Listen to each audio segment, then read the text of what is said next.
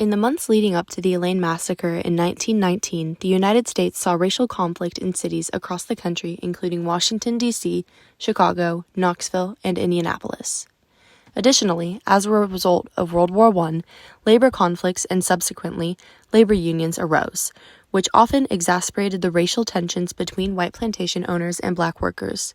This leads us to the Elaine Massacre, where a group of black workers gathered for a meeting of the Progressive Farmers and Household Union in Elaine, Arkansas, to advocate for better pay.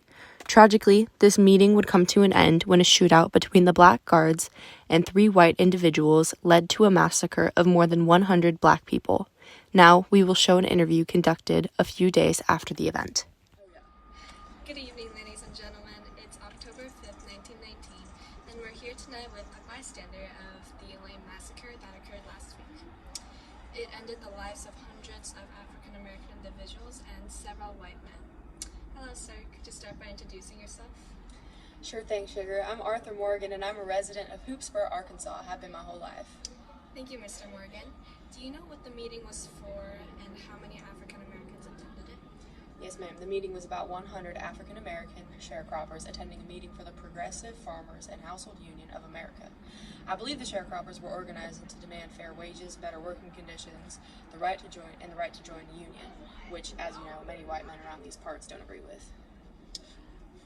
Thank you for your answer, Mr. Morgan. What do you recall about the events of that evening?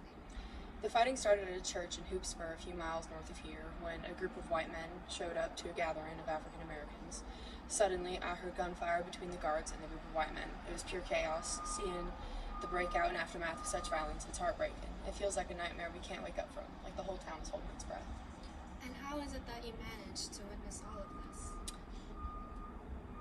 I was rocking on my porch smoking my cigar with my terrier by my side when I heard the gunfire. I made sure my wife was inside with the doors locked, and I walked down to see what was happening. Things got messy fast. As soon as I got there, the guards were down and the white men were storming the church. I ran home fast as I could, praying for my life. I alerted the authorities as soon as I got home, panicking, telling my dear wife, Mary, to stay inside. So does that mean you live nearby? Yes, ma'am. That's what I just said. How is it your community and the residents of Elaine reacting to the event? African American families are desperately searching for their loved ones, having no idea whether they're safe. Some white folks are pleased, but most have moved to sympathy through witnessing such disgusting acts of violence. How has the massacre been affecting the town since the night of September 30th? The white authorities, along with groups of white armed civilians, have been randomly rounding up black residents. Many are being arrested, and some are even being killed. The brutality is indescribable. Homes are being raided, and families are being torn apart.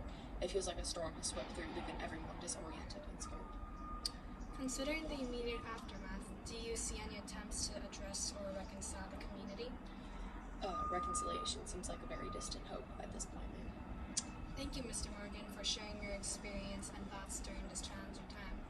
We appreciate your willingness to provide into the events of September 30th and the impact it has had on your town.